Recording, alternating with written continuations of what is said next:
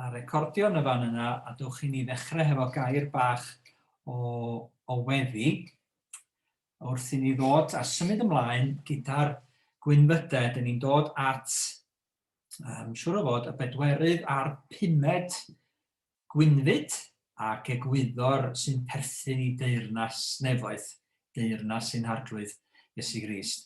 Gwyneb byd o'r rhai sy'n newynu a sychedu am gyfiawnder, oherwydd can twy ei digon, a gwyneb byd yr rhai trigarog, oherwydd can twy derbyn trugaredd. Dwch i ni weddio. Dduw ein tad, dyn ni diolch i ti am gael ymuno fel hyn bore yma, cael dipyn bach o gymdeithas a sgwrsio hefo'n gilydd. Cael cofio, fel yr oedd Eglwys Fore, yn cyfarfod yn hau gilydd ac yn cofio yn y fan honno hefo'i gilydd, dy fod ti'n bresennol ac yn eu plith nhw. Fel yr oeddet ti'n ychwanegu ati nhw beunydd, wrth i ti barhau i'w bendithio nhw ac i'r neges yna fynd ar led. Debengil di, dy newyddion da di, dobaith di ar gyfer y byd llwm yma yr ydyn ni yn byw ynddo fo. Diolch i ti Arglwydd am neges i'w chyhoeddi, am deyrnas i fod yn perthyn iddi hi. Ac dyn ni'n gofyn dy fendith di bore yma Arglwydd ar yn hoedfa, ar bob moliant i chdi, boed y cyfan er clod i chdi, boed i chdi agor yn llygaid a'n meddwl a'n calon, i dderbyn o thair, i dderbyn o bendith a bendith dy gwmni, ac ysbrydoliaeth ysbryd glân i ni. Ac Arglwydd da, dyn ni'n gofyn y cyfan oll i gyd yn denw di dy hun. Amen. Amen. Rwy'n te dwi am rhannu'r sgrin gan obeithio ar yr un pryd bod Chloe mynd i fedru cyfeilio a chanu ar yn cyfer ni hefyd. Emyn 295 yn canuo'n ffydd. Rwy'n chwennych gweld ei degwch ef sywch popeth is yr hod.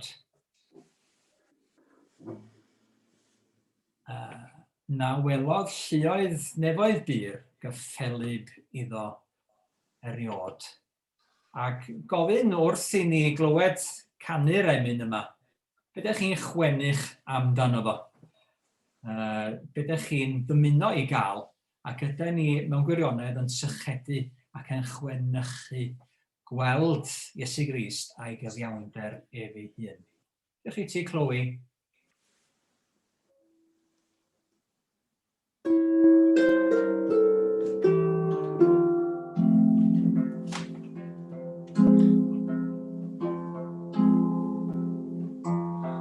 Rwy'n chwennych gweld ei degwch ef, silch popeth is yr hod, na welodd lluoedd nefoedd byr, gyffelib iddo'r erioed.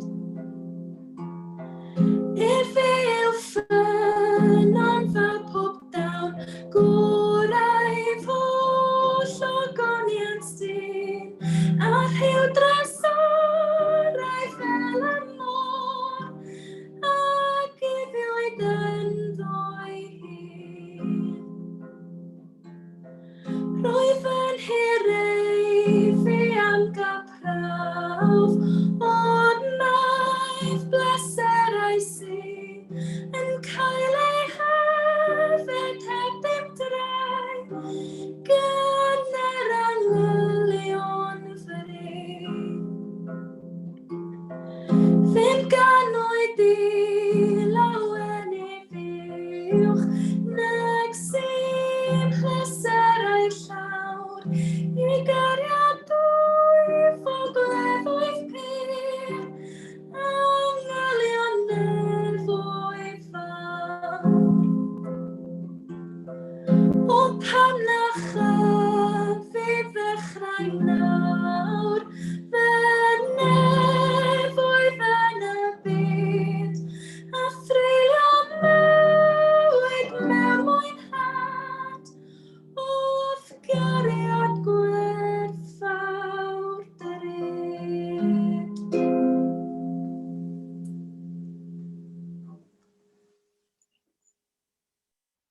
Diolch yn fawr iawn I ti, Chloe. Hyfryd iawn. Man teg a rwy'n chwennych gweld ei degwch ef. Da ni'n chwennychu lot o bethau, falle bod ni'n, dwi'n gwybod, a da ni ddim yn ei cael nhw y dyddiau yma. Ddim yn cael mynd I fan ar fan. Ddim yn cael cwmni'n gilydd. Ond mae'r arglwydd am I ni newynu a sychedu a llwgu fel mae Beibl.net yn dweud am y cyfiawnder yna sydd i'w gael ynddo ef ei hun. Wan ta wrth feddwl am gyfiawnder, dwi'n gobeithio nad oes 'na neb ohonoch chi wedi bod o dan yr arwydd yma yn yr Old Bailey, arglwyddes cyfiawnder, dwi'n meddwl, maen nhw'n galw hon, sydd ar glorian yna yn ei llaw chwith a chleddyf llym yn ei llaw dde. A rhywbeth felly ydy cyfiawnder. Am hwn I mewn symbol dda ohono fo. Rhywbeth sydd yn gytbwys, ydych chi'n cael beth ydych chi'n heiddi felly, dyna sydd yn gyfiawn. Ac mae cyfiawnder I fod I gael ei weinyddu yn yn llysoedd ni ac I fod yn gywir ac yn deg. Mae'r arglwydd hefyd yn gofyn I ninnau hefyd bod yn gyfiawn. Ac I wneud cyfiawnder ac I garu cyfiawnder. A Micha sydd yn, y proffwyd Micha, ei welwch chi'r adnod yna, adnod gyfarwydd iawn, sydd yn dweud wrtho ni am be mae'r arglwydd yn ei geisio gennym ni, ar hyn a gais yr arglwydd gennyt, dim ond gwneud beth sy'n iawn, gwneud cyfiawnder felly. Caru teyrngarwch, ymostwng I rodio yn ostyngedig gydath Dduw. Mae'r proffwydi'n aml iawn yn beirniadu y bobl oherwydd bod nhw yn anheg, yn mesur yn anghywir, ddim yn gwneud pethau yn iawn felly. Ac maen nhw'n dod â nhw nôl o hyd at y cyfiawnder yma sydd yn perthyn I Dduw. Yr un sydd wastad yn iawn, wastad yn gywir, wastad yn gwneud yn gyfiawn felly. Ond peth llym rwsyd ydy cyfiawnder ynde. Ond dyn ni'n diolch bod y cyfiawnder yma, fel y mae'r Gwynfydau hun yn sôn, yn cael ei gyfuno hefo trugaredd. Rhai dyfyniadau ynglyn â chyfiawnder gan ddiwinyddion, lled enwog, dwi ryw feddwl, yn dweud yn y fan yna, justice is the grammar of things. Fel mae pethau fod, egwyddor gramadeg, dwi'n mynd yn da iawn am wybod y rheolau gramadegol pan bo chi'n treiglo, pan ydych chi'n treiglo, ond dwi ryw wybod a synhwyro pryd mae o fod I ddigwydd felly. Ond mae'n reolau pendant pryd ydyn ni fod I wneud yn Gymraeg yn does. A sut ydyn ni fod I drin yn geiriau ac i'w gosod nhw at ei gilydd. Justice is the grammar of things. Mae'n reolau pendant ynglyn â chyfiawnder. A mae'n gwbl gytbwys a chywir ac union. Mercy, trugaredd, is the poetry of things. Ydy'r hyn sydd yn awen ac yn llifo ohono ni ac yn dod o'r galon hefyd. Nawr bod y gymhariaeth yna'n un dda, a by definition, meddwl R.C. Sproul, the big difference between mercy and justice is that mercy is never obligatory. Does dim rhaid trigarhau byth. Mae rhaid I Dduw fod yn gyfiawn, mae'n dda gwneud cyfiawnder, does dim rhaid trigarhau, dewis trigarhau, a dewis trigarhau y mae Duw hefyd, ydyn ni'n diolch iddo am y trigaredd yna. A dwi am ofyn I Nan ddarllen o Salm 103 yn y fan yma, sydd yn sôn am gyfiawnder Duw, sylwch yn adnod 6, gweithredu cyfiawnder a barn, ac hefyd yn dad sydd yn tysturion cyfuno'r pethau yma, rhinweddau yma gyda'i gilydd. Felly, Salm 103, adnod 1-13. Fenaid bendithio'r arglwydd a'r cyfan sydd ynof ei enw sanctaeth. Fenaid bendithio'r arglwydd, a phaid ag anghofio'i holl ddoniau, ef sy'n maddau fy holl gamweddau yn iachau fy holl afiechyd. Ef sy'n gwaredu fy mywyd o'r pwll ac yn fy nghoroni a chariad a thrugaredd. Ef sy'n fy nigoni a daioni dros fy holl ddyddiau, i adnewyddu ei ieuenctid fel eryr. Y mae'r arglwydd yn gweithredu cyfiawnder a barn i'r holl rai gorthrymedig. Dysgodd ei ffyrdd i Moses a'i weithredoedd i blant Israel. Trigarog a graslon yw'r arglwydd, araf i ddigio a llawn ffyddlondeb. Nid yw cyryddu'n ddi-ddiwedd, nac yn meithrin neu dicder am byth. Ni wnaeth â ni yn ôl ein pechodau, ac ni thalodd i ni yn ôl ein camweddau. Oherwydd fel mae'r nefoedd uwch ben y ddaear, y mae gariad ef dros y rhai sy'n ei ofni. Cyn belled ag y mae'r dwyrain o'r gorllewin, y pellaodd ein pechodau oddi wrthyn. Fel y mae tad yn tosturio wrth ei blant, felly y tosturia'r arglwydd wrth y rhai sy'n ei ofni. Diolch, Dan. Yn dweud yn dda am Dyw ma sydd gennym ni sydd yn gwbl gyfiawn yn ei ffyrdd ac yn gweithredu cyfiawnder a barn i'r holl rai gorthrymedig yn cymryd achos y rhai sydd wedi gorthrymu. Mor aml drwy'r Beibl da ni'n gweld Dyw yn cymryd achos y tlawd, y gwan, yr amddifad, y gorthrymedig, ac yn gofyn i ni wneud yr un modd. Ac i'n garu cyfiawnder a gwneud cyfiawnder fel mae Dyw ei hun yn caru cyfiawnder ac yn gyfiawn ac yn safon o gyfiawnder hefyd. Ond mae'r Salm yn sôn hefyd fod o'n dad sy'n tosturio wrth ei blant. Mae o'n hynny hefyd yn tosturio wrth yr rhai sydd yn ei ofni. Ac nid yn cyryddu'n ddi-ddiwedd ac yn meithrin ei ddicter am byth. Ddim yn rhoi be da ni'n ei heiddi ni. Chymod, o'n i'n darllen ddoe mewn gwirionedd, rhieni mewn byd bellach, os da nhw wedi arfer cosbi i plant gan dweud, wel, chei di ddim mynd allan os na ni di wneud pethau peth, neu chei di ddim mynd i'r parc, neu chei di ddim fydd rhaid i ti fynd i dy stafell. Wel, mae'r holl gosbi yna wedi mynd drwy ffenest rwsyn, dydy. Dechisio i blant rwan gael y gorau felly. Ac mae'r cosbi yna, os ydy rhieni'n cydweld a fi, mae o'n mynd yn wobrwyo felly. Rwy'n yn cael ei wobrwyo am fod yn gwneud be mae'r rhiant yn ei ofyn felly. Yn cael rhyw treat bob yn un a hyn, ac yn cael rhywbeth i edrych ymlaen ato fo. Wel, nid Dyw sydd yn cosbi'n ddi-ddiwedd sydd gennym ni. Nid Dyw sydd yn gwneud yn unol a be da ni'n ei heiddi, ond Dyw sydd yn trigarhau wrthon ni ac yn caru maddau hefyd.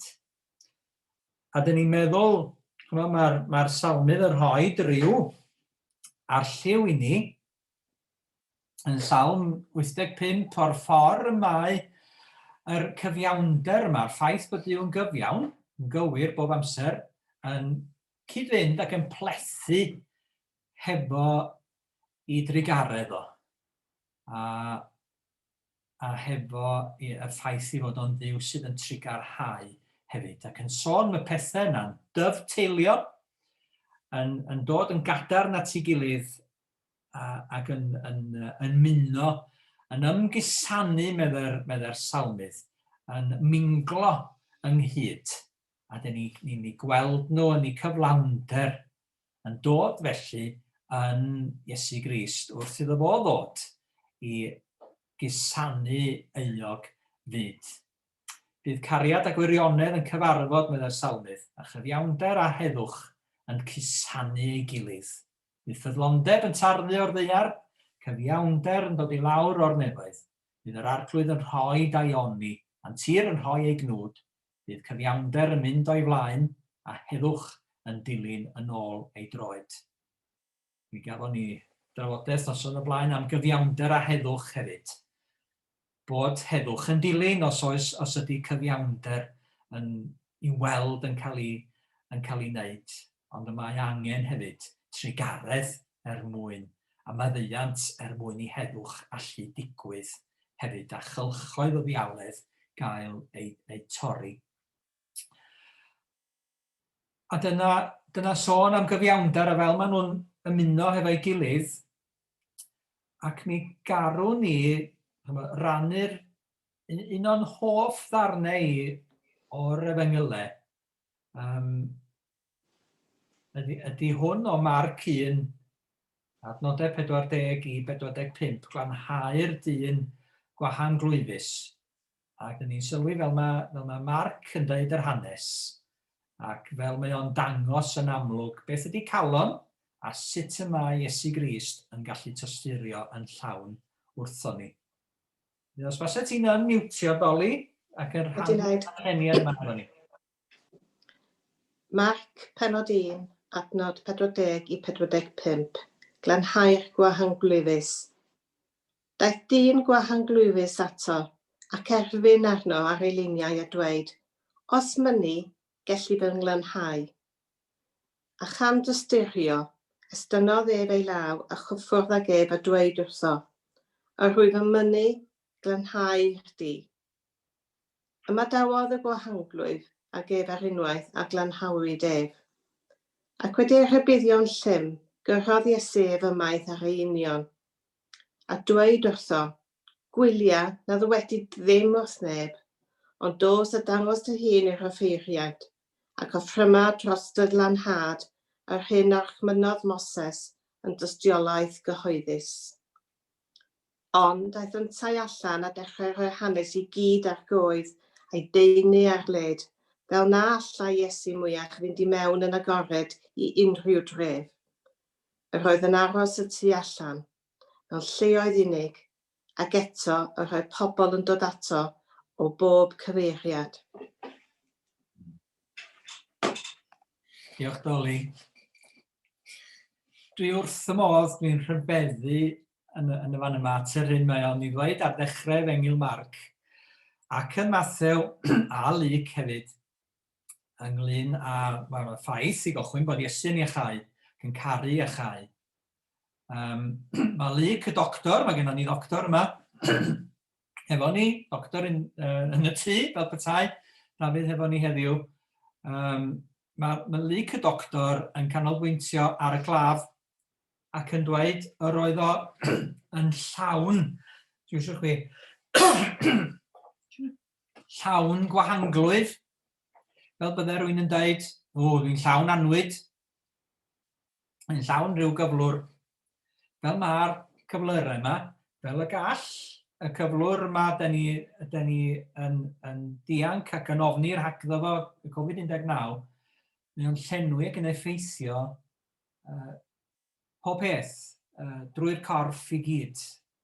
Dim yn effeithio rhyw un organ, ond yn effeithio'r holl immune system ac yn cymryd gafel rwsyd ar y claf. Luc yn sôn am y gwahanglwydd yma, llawn drosto fo i gyd, wedi effeithio ar bob dim oedd ynglyn ag o, ac roedd o'n gallu wneud. Effeithio ar ei fywyd o'n gyfan. Ac eto, pan mae Iesu'n ei weld o, a mae'n ynten gofyn i'r arglwydd Iesu, os mynnu, yn dweud arglwydd os mynnu, yn Mathew, Syr, gellu fy nglanhau. Mae'n dod mewn ffydd ato fo. Mae Iesu yn gweld ffydd y claf, oherwydd trugaredd Duw tuag ato ni 'di rhoi ffydd i ni ddod ato fo. Felly mae Duw yn trigarhau wrtho ni, yn galw ni ato, yn rhoi ffydd i ni fedru galw arno ef ei hun. Ac yn wyneb hynny, yr hyn y mae yr arglwydd Iesu wedi blannu hun yn y dyn rwsut, y ffydd yna sydd yn dod yn ôl ato fo, a mae o'n tysturio wrtho fo. Dyn ni'n gweld calon Iesu Grist. Mae'r gair yn sôn am yr ymysgaroedd i gyd yn bod o'n cael ei effeithio tu mewn gan gyflwr y dyn yma. Tosturio, a dydy'r gair tosturi ddim yn gwneud cyfiawnder hefo'r hyn sydd yn y gwreiddiol, ysblagomi, sy'n sôn am yr perfedd i gyd yn troi felly, ac yn mynd allan tuag at yr claf yma. Felly mae Iesu'n trigarhau yn y modd mwyaf mae posib i neb trigarhau, oherwydd mae ef ydy'r person a'r dyn mwyaf trigarog sydd erioed wedi cerdded wyneb y ddaear. Ac mewn ymateb i'r trigaredd yna, sydd yn crynhoi tu mewn iddo fo, a mae o'n estyn ei law, ynddi? A chyffwrdd ag ef a dweud wrtho Rwy'n mynnu glanhau'r di. Mae o'n cael i lanhau felly. Gwrthfeddwl am yr estyn llaw yna, rai o'noch chi wedi bod yn yr Eidal, yn y Sistine Chapel, wedi edrych i fyny ar y ceiling y fanno. Yn ceiling mwy diddorol na'n 4 wal ni, yn cartrefi ninne, dydy. A llun yn y fan honno, wedi'w beintio gan Michelangelo, o Dduw yn estyn ei law at adda, i greu adda ac i roi anadl iddo fo, i roi bywyd iddo fo. A mae llaw Duw wedi estyn a pob gewyn yn ymwthio ymlaen. Mae llaw Duw yn llipa yn codi i'w gyfarfod o. Ynde? Ac eto mae Duw yn parhau i fod isio cyffwrdd ac estyn ei law a rhoi bywyd sydd yn bywyd yn wir. Ac yn meddwl mae hwnnw hefyd yn rhan o'r darlun yma, mae Duw yn estyn ei law, yn estyn hyd eithaf i dysturi ato ni.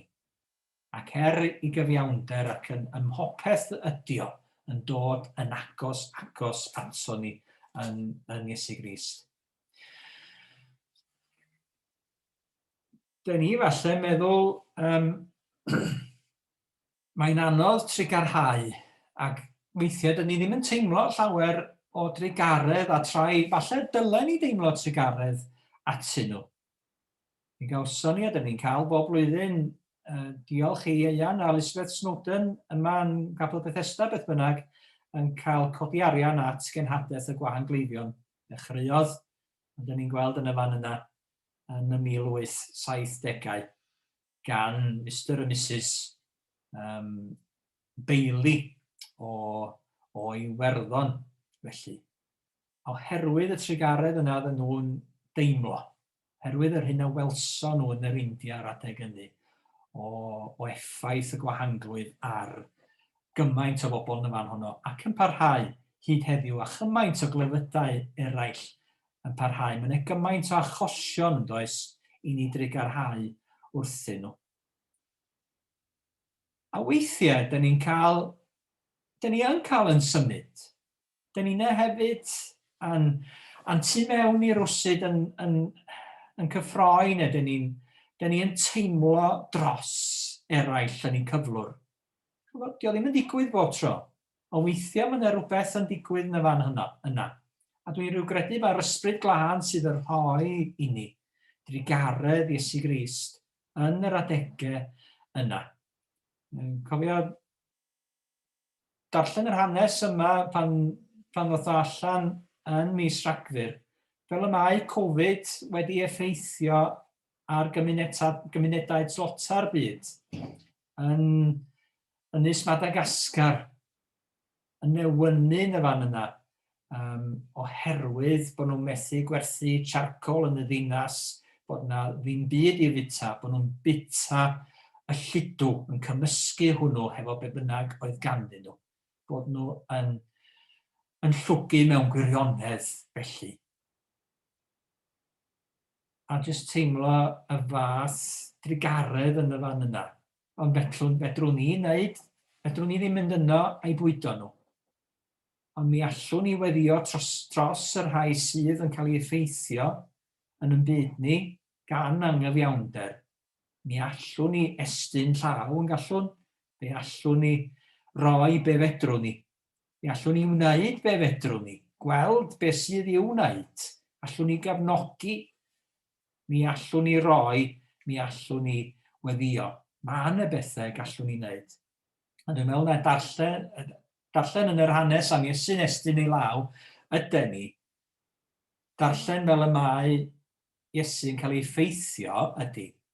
Ond fel y mae'r effeithio yna yn peri i fod o yn estyn ei law. Bod o'n gwneud rhywbeth ynglyn â'r anghyfiawnder yna roedd y dyn wedi cael yn diodde'r clefyd ofnadwy yma. Ac mae o yn cael ei esgymuno.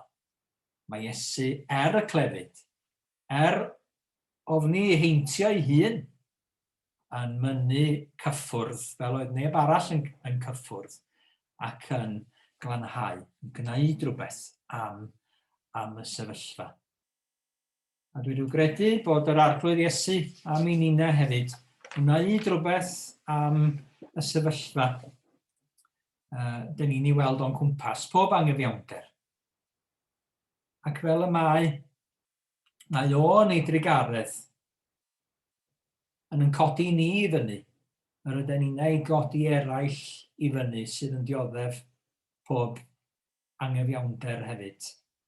Mae o'n maddau yn dyledio ni gyd, yn cymryd canlyniad yn beie ni, yn peidio delio â ni fel mae cyfiawnder yn mynnu, yn dewis trigarhau, yn dewis roi ei ddwylo pyr ar led, yn dewis gwisgo coron draen, yn mynd i'r groes drosom ni, yn estyn i ddilo yn y fan yna, mwyn trigarhau wrthon ni.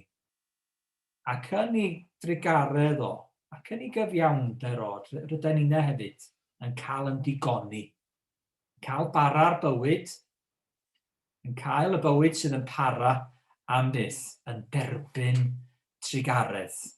Gwyn i byd yr rhai sy'n newynu a sychedu am gyfiawnder, oherwydd cant hwy ei digon, a gwyn i byd yr rhai trigarog, oherwydd cant hwy dderbyn trigaredd, rhywbeth i'w rannu i'w cyfiawnder a trigaredd, ac yn perthyn i'r eglwys Iesu Grist, yn tarddu ohono, yn dod oddi wrtho. Ond mi wnawn ni glywed canu Dyma gariad. Mae genon ni recordia, Dyma Clywyn, neu mae croeso i ti i chanu hi? Ie, na'i canu. Oce. Os wyt ti'n fodlon canu, da ni fodlon iawn, yn hapus iawn i chdi wneud, yn falch iawn bod ti efo ni'n gallu. 205, ymunwch i ganu ar mute hefyd.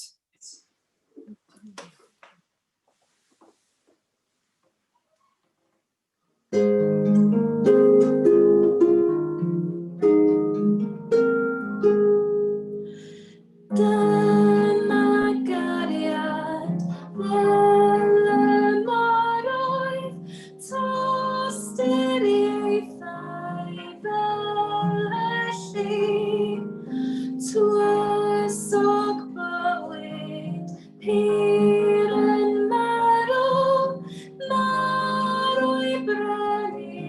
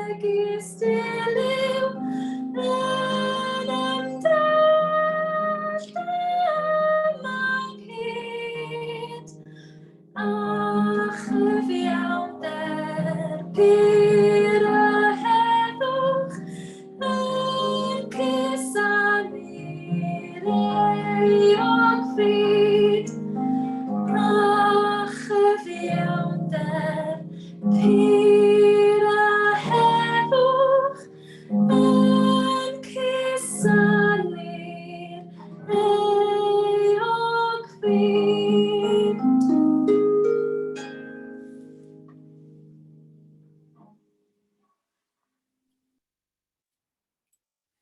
Diolch o galon, Clywyn, braf cael ymuno i ganu fyna. Llawer iawn symlach i fi na chwilio am y trac efo yma ag ati a rhoi hwnnw i chwarae. Diolch yn fawr iawn. Mae'n dda cael rhywbeth, rhyw ganu byw yn dydi, ac yn hyfryd iawn cael canu mawl efo'n gilydd. Dyn ni'n dod felly at bwrdd y cymyn, a dwi am ofyn unan weddio bendith dros yr elfennau yma. Sy'n gennym ni gyd yn yn cartrefi, a'n gwahodd ni ddod yma nid oherwydd bod gennym ni ddigon, oherwydd bod ni'n newynu a sychedu am gael yn digoni yn yr arglwydd ei hun. Nid am yn bod ni'n gryf, ond am yn bod ni yn wan. Nid am yn bod ni'n ddigon da, ond am bod yr arglwydd ei hun yn dregarog teg ato ni ac yn derbyn ni fel ac yr ydyn. Dowch felly ac ymunwn efo'n gilydd o gwmpas y bwrdd sanctaidd hwn. Diolch Nan.